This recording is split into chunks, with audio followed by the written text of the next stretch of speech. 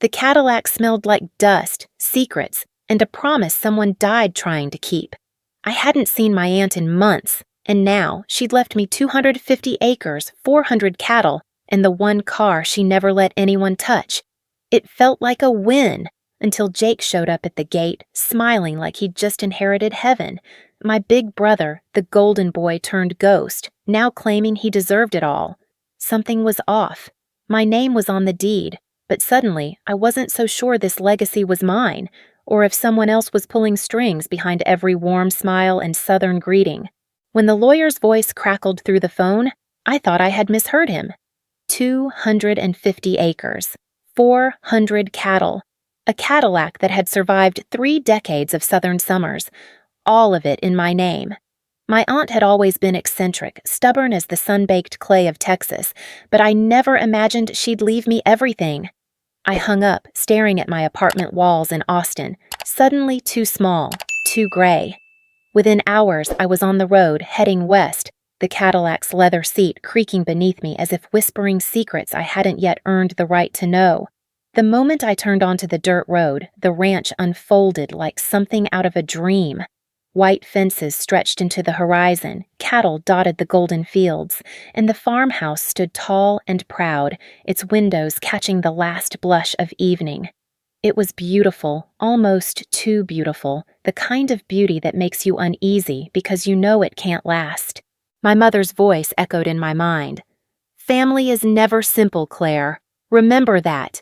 She had always said it with a smile, but now the words felt less like advice and more like a warning. The house smelled like cedar and dust, the scent of lives lived and long gone. In the living room, a gallery of family portraits stared back at me, generations frozen in gilt frames. My aunt stood proudly in each, her stern jaw softened only when she stood beside my brother Jake. I searched for myself, for proof that I had belonged, but found nothing. My face was missing, as if I had been carefully cropped out of history. That absence pressed on my chest like a stone. I tried to shake it off, convincing myself it was nothing more than oversight, but the thought stayed, stubborn as a splinter. Later, in the garage, I slid into the Cadillac. Its engine coughed to life, and a stack of envelopes slid from beneath the passenger seat. My heart jumped as I picked them up. Most were bills, old receipts, but one envelope bore my name. Inside was a torn piece of paper in my aunt's handwriting.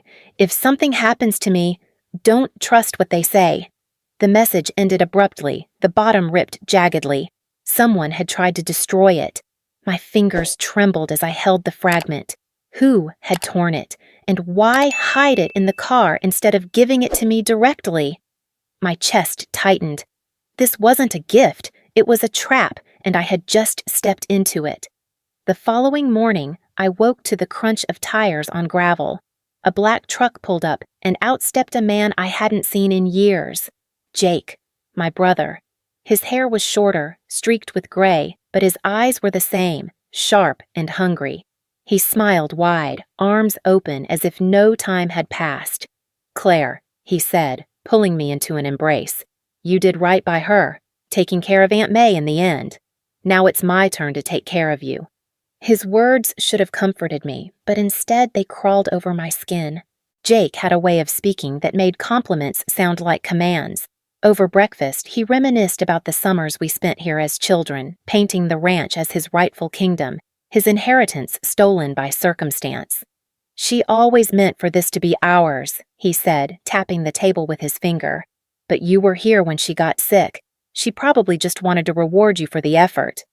I wanted to believe him, but later that afternoon, when I tried to access the safe where my aunt kept the deed and personal documents, the code I had been given no longer worked. Jake stood in the hallway, hands in his pockets, his expression unreadable. "I thought I'd update the security," he said. "Too many prying eyes in this place." My stomach dropped. Without asking, he had taken control. By the end of the week, the old ranch hands who had worked for my aunt for decades were gone, replaced by Jake's friends, men with hard stares and clipped words. They walked the property like guards, not workers, and I felt more like a guest than an owner. When I asked why he had dismissed them, Jake shrugged. They were loyal to her, not to us. We need people who understand how things work now. That night, unable to sleep, I wandered the house and stopped outside the small room my aunt had used for prayer. The door was locked, the brass key missing from its hook. As a child, I had peeked inside and seen her kneeling before a candlelit altar, whispering words I couldn't understand. Now, standing before the locked door, I felt an ache, a tug in my chest, as though something vital had been sealed away with her. The silence on the other side was suffocating. It wasn't just a room, it was a vault. And whatever was inside, Jake didn't want me to find it. I leaned against the cool wood, pressing my palm flat. In that moment, I realized the Cadillac, the cattle, the acres of land. They weren't blessings. They were chess pieces in a game I didn't understand, and my brother had just made his first move. The ranch grew quieter with each passing day, though it was not the quiet of peace, but the silence of being watched. Conversations ended when I entered a room. Phone calls dropped without warning. Even the air felt heavier, as if the house itself was holding its breath. I reached for my phone one evening to call a lawyer in Austin, desperate for advice. We spoke for half an hour about probate laws and contested wills. But the next morning, when I opened my laptop, my inbox had vanished. Hundreds of emails gone, my passwords suddenly invalid. Someone had been inside my life. Someone had stripped me bare. I told myself it was a glitch, a mistake. But deep down, I knew. Jake's men had been hovering too close, asking too many casual questions. When I asked Jake about the missing ranch accounts, he smiled without warmth. "You worry too much. I'll handle the finances. That's what I'm good at." His words sounded final, like a door slamming shut. The Cadillac's leather note, the locked prayer room, the torn letter, they circled in my mind like vultures. The phone rang that afternoon, my mother's number glowing across the screen. I answered with relief, expecting comfort, maybe even a little solidarity. Instead, her voice was sharp, almost rehearsed. "Claire, listen to me. You need to stop fighting with Jake. Divide the property with him. It's only fair. You can't keep everything. You aren't even blood." The words landed like a knife. I pressed the phone tighter to my ear, my throat raw. "What do you mean?" I whispered. But she had already hung up, leaving the silence heavier than before. Not blood. The phrase repeated in my mind until it became a chant, a drumbeat. I dug through the study that night, pulling out every drawer, every yellowed folder. Finally, I found my birth certificate at the bottom of a cracked leather box. My name was there, but the date looked smudged, the father's name scratched out and corrected with different ink. Underneath the paper, faint erasure marks bled through, as though someone had tampered with it long ago. My chest tightened and I dropped into the chair. Who was I, if not my mother's child? Why had Aunt May left me everything if I wasn't truly hers? The poison was spreading, through the ranch, through my family, through my own identity. Every truth I had known now felt counterfeit. The next blow came not in whispers, but in public humiliation. Driving into town for supplies, I noticed people staring, some whispering behind cupped hands. At the feed store, the radio blared an all-too-familiar voice. Jake's. He spoke smoothly, with the charm that had once fooled teachers and girlfriends alike.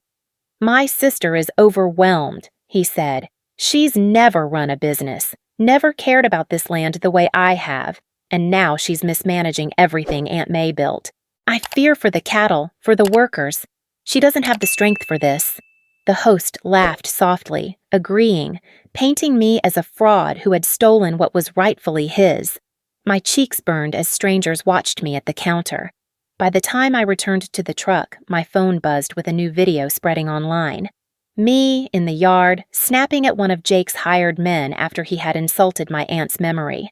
The clip had been cut to make me look unhinged, reckless. I slammed the phone shut, the taste of metal in my mouth. Jake wasn't just trying to take the ranch. He was rewriting me into a villain. That night, unable to sleep, I walked the perimeter of the property. Shadows moved near the barn, and I followed them. There, leaning against the fence, I saw him. Earl, one of the old ranch hands Jake had dismissed. His hat was pulled low, his eyes red. When he saw me, he spat into the dirt. "Your aunt was scared," he muttered. "Scared of him. Said he'd found out. Said he'd never forgive her if it came out." I froze. My voice cracked. "Found out what?" Earl shook his head, backing away into the dark. "You don't want to know, Missy. Trust me, you don't." But I did want to know. I needed to know. My mother's voice, my aunt's torn letter, the locked prayer room, they were threads of the same knot, and Jake was pulling them tighter every day. The next morning, I searched through more of Aunt May's old papers, desperate for answers. Hidden behind tax documents, I found a sealed envelope marked in her bold handwriting, "Private, to be opened only if necessary." I tore it open, breath shallow, and read the first line. "Jake is not my son." The words blurred as tears filled my eyes. Relief, anger, confusion, all at once. But then I read further, my hands trembling. "And Claire is not my niece. She deserves the truth, even if it destroys her." The room spun. The air seemed to leave my lungs. My whole life, every holiday, every story, every belonging had been a performance. Neither of us were who we thought we were. Jake's rage, my mother's coldness, Aunt May's final warning, it all snapped into place. I folded the letter with shaking hands, a storm brewing in my chest. Jake wasn't just fighting for land. He was fighting for the illusion of belonging, the same illusion I had believed in my entire life. But if neither of us were family, then whose blood truly ran through this ranch? The cassette recorder was old, the kind with yellowed buttons and a cracked plastic shell. I found it tucked inside a shoebox beneath my aunt's bed, wrapped in a faded scarf that still smelled faintly of lavender. My hands shook as I pressed play. At first, there was only static, then her voice, soft but urgent, as if she were whispering across time. "If you're hearing this, Claire, it means I didn't survive. Jake, he knows. He knows about your mother. He knows about your father, and he will never forgive either of us." My chest tightened. I pressed the recorder closer, desperate not to miss a word. "He thinks I ruined everything, that I stole what was his. But the truth is uglier. You deserve to know. I am not just your aunt. I was your father's lover. You are not your mother's child alone. You are mine as well." The tape clicked, then fell silent. My breath caught, my vision blurred. My aunt's words cut through every memory I had of my childhood. The sharp glances between her and my mother. The way she always insisted I stay summers at the ranch. The whispered arguments I heard through closed doors.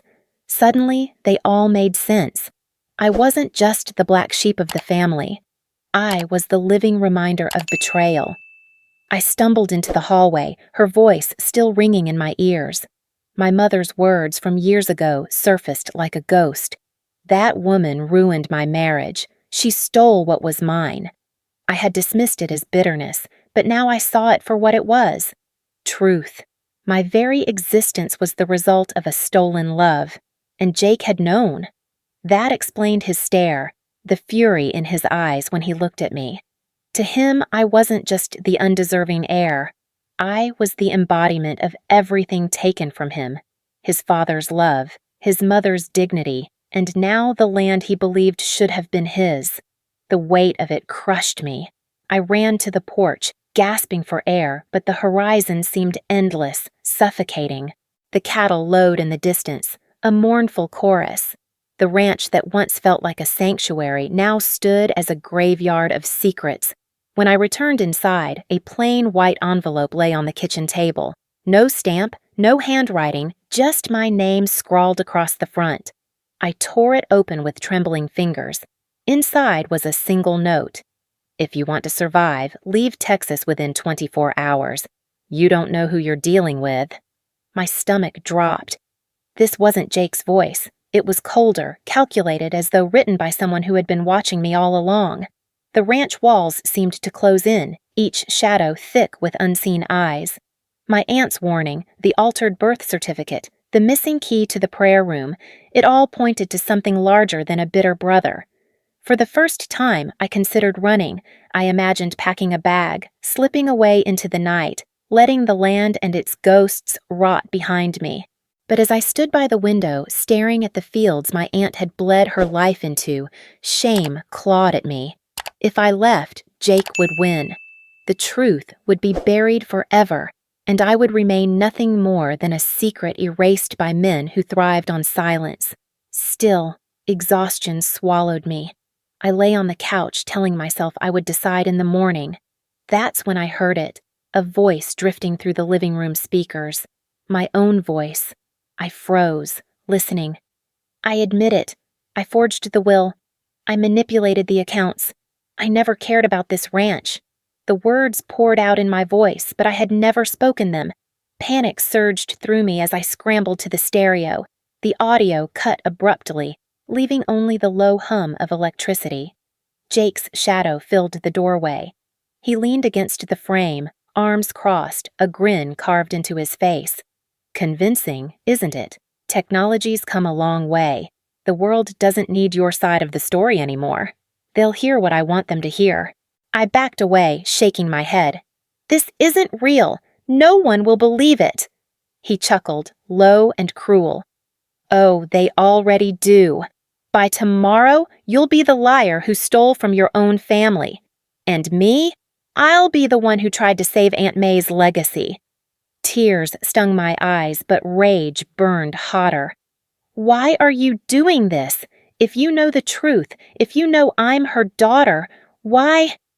Jake's smile faltered, his jaw tightening. Because you were never supposed to exist. You took everything, and now I'm taking it back. Before I could reply, he stepped closer, his shadow swallowing mine. And just so you know, I'm not alone. You think this is just about us? This ranch is worth more than cattle and dirt. There are people who want it, people who know how to get what they want, and they don't care if you burn in the process. The room tilted, his words echoing like gunfire. It wasn't just Jake. He was a pawn in something larger, darker, a machine that devoured land, family, truth. And I had just become its next target. The knock came just after dawn, sharp and deliberate. I hesitated before opening the door, expecting another of Jake's men. Instead, a frail woman stood there, wrapped in a faded cardigan, her silver hair pulled neatly into a bun. Her eyes were sharp, despite the tremor in her hands. "You're Claire," she said, as though she had been waiting years to confirm it. She introduced herself as Mrs. Harrington, my aunt's longtime secretary. She had worked for her for over 20 years, handling private letters and legal affairs. "Your aunt trusted me with things she didn't trust anyone else with," she said, her voice low, urgent. "There's a reason she never signed her full name on the will Jake submitted. It wasn't the real one." Her words cracked something open inside me. I led her into the kitchen, poured her tea, and waited as she slid an envelope across the table. Inside were photocopies, stamped and notarized. My breath hitched as I read. There were 2 wills. One bore my name, the one already in probate. The other was sealed, locked away in a private bank vault, never filed. "The one your brother submitted is a forgery," she whispered. "Your aunt knew someone would try to tamper with her legacy. So she left a safeguard. The sealed will contains a DNA test. It proves the identity of the rightful heir. And it isn't you." I froze. My heart hammered. "What do you mean?" She leaned closer, her hand trembling as it gripped mine. "The heir is Jake's child. A girl. She's been hidden in foster care since her mother died. Your aunt wanted her protected, away from all this. She wanted the land to go to her when she was old enough to claim it." The words knocked the breath from me. Twist after twist, the ground kept shifting beneath my feet. I wasn't the rightful heir. I wasn't even the family's secret weapon. I was collateral, left holding the land as a shield until the real heir came of age. Anger surged, hot and sharp. I pushed back from the table, pacing the kitchen. All those years I'd spent trying to prove I belonged, every sacrifice, every accusation I had endured, none of it mattered. My aunt had played me like a pawn. And Jake? He had been right about one thing. This legacy was never meant for me. but rage turned quickly to clarity. If I was a pawn, then maybe I could change the game. I asked Mrs. Harrington where the vault was. She handed me a slip of paper with the address, warning me that Jake and the people backing him were already circling. "If you're going to act, do it now," she said, "before they erase everything." I drove into town, my mind racing. The bank was cold and sterile, the kind of place where secrets could sleep undisturbed for decades. With the right credentials Mrs. Harrington provided, I accessed the vault. Inside, beneath stacks of sealed envelopes, I found it. A small box containing the second will. My aunt's handwriting sprawled across the top, shaky but unmistakable. Inside was the DNA test, a notarized statement, and a photograph of a little girl with Jake's eyes.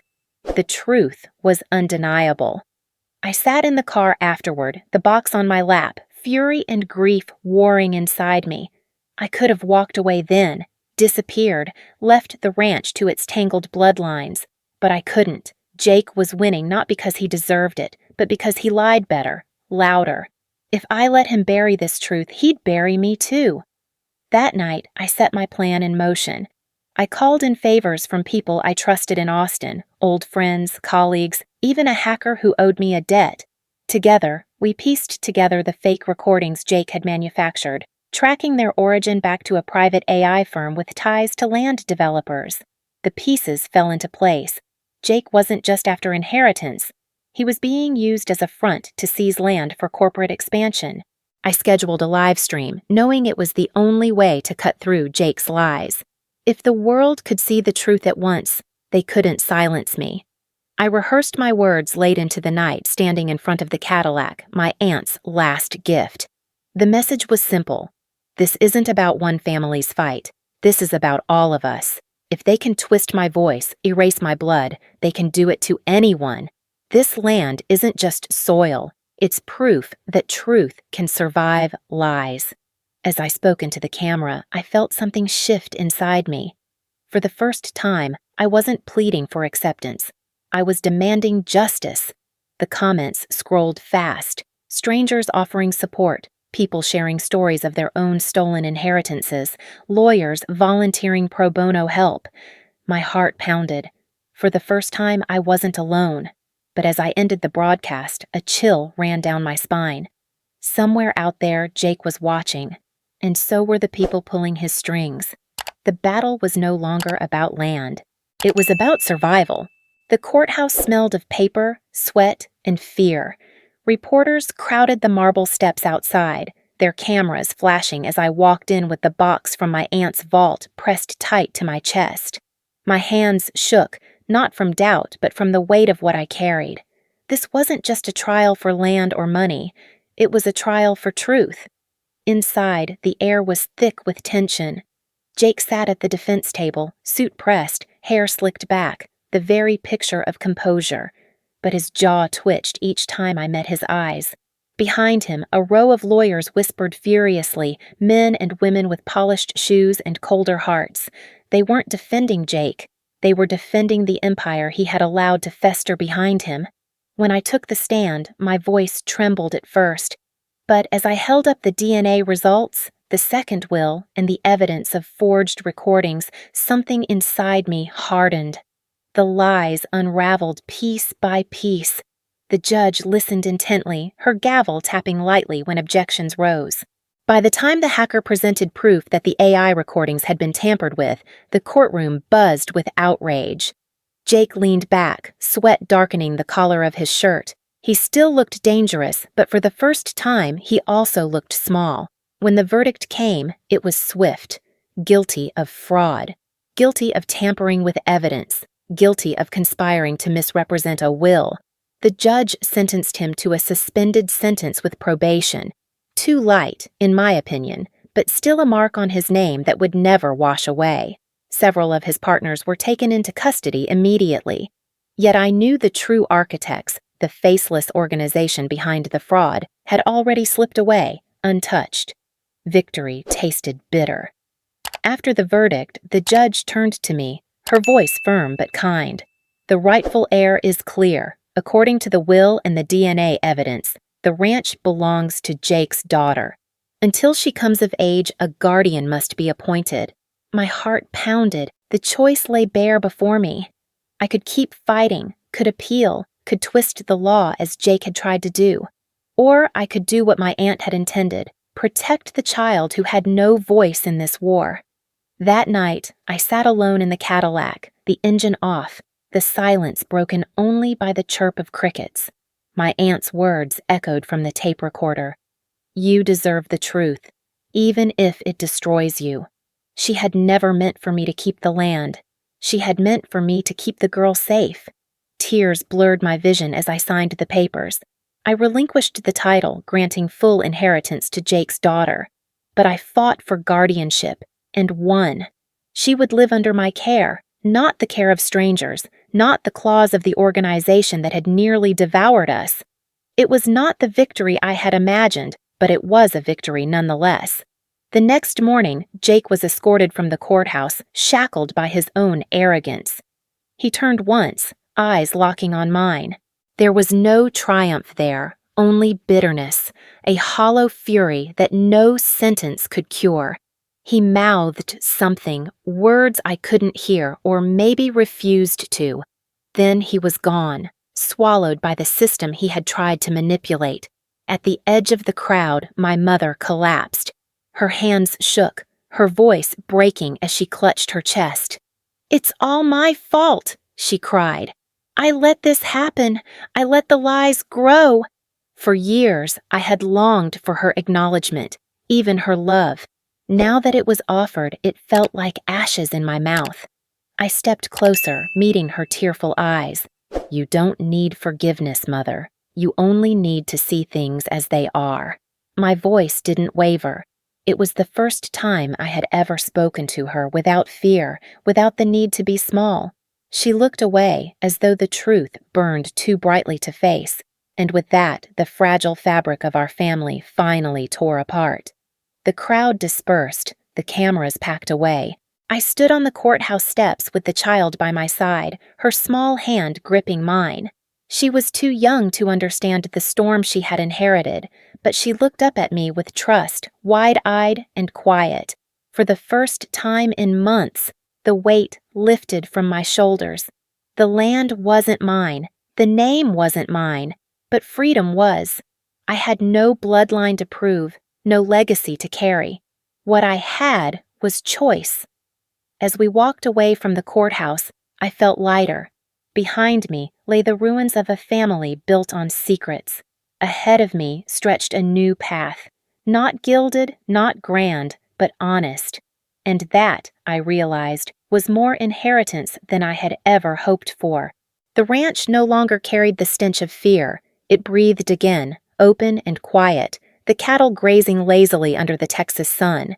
The fences had been repaired, the barns repainted, but the truest restoration came from the people who walked its fields now. Women who had escaped manipulative marriages, young men estranged from abusive parents, survivors of families that had twisted love into chains. They came with hollow eyes and hesitant steps, but they left standing taller, finding in the land a mirror for their own resilience. I turned the ranch into a sanctuary, a center for recovery. Therapists visited twice a week, group sessions gathered in the old prayer room, now unlocked, sunlight pouring through its windows. The altar was gone, but the space remained sacred. Here, voices once silenced spoke freely. Tears flowed, but so did laughter. My aunt's legacy had been soaked in secrets.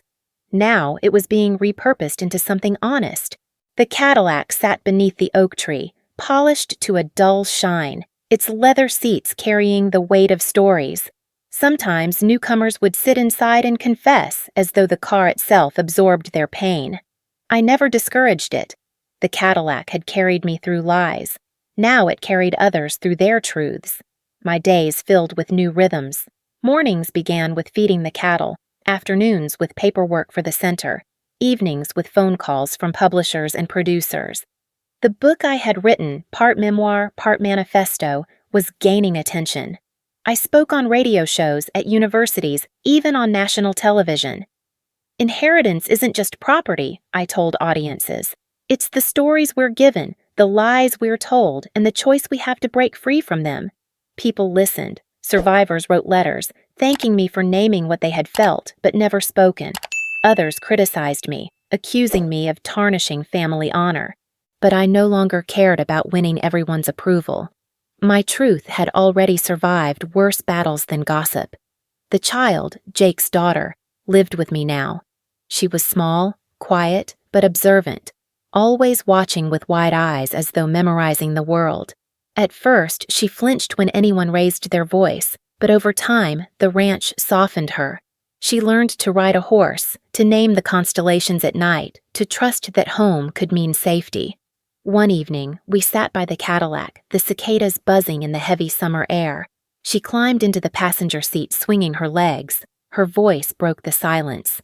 "Aunt Claire," she said hesitantly. "Why me? Why was I chosen?" I looked at her, this child who carried the bloodline that had nearly destroyed us all. For a moment I saw her father's eyes staring back, and then I saw beyond them, to her innocence, her hunger for truth. I smiled gently. "Because you never wanted everything. You only wanted to know the truth. That makes you stronger than all of us." Her shoulders relaxed as though she had been waiting for those words. She leaned against me, and for the first time in a long while, I felt a strange peace. Not triumph, not bitterness. Peace. The metaphor unfolded around us, quiet but undeniable. The land had never been the treasure. The cattle, the Cadillac, the acres of Texas soil, none of it mattered as much as the journey to see clearly, to stand without lies. Wealth wasn't ownership. Wealth was knowing who you were, even when the world tried to rewrite you. I thought of my aunt, of the tangled choices that had led us here. Her love had been flawed, her secrets destructive, but she had left me one priceless inheritance, the chance to break the cycle. By surrendering what was never truly mine, I had claimed something far greater. Freedom. As the sky darkened, the girl whispered, "Do you think my father will ever come back?" I drew a long breath. "Maybe one day.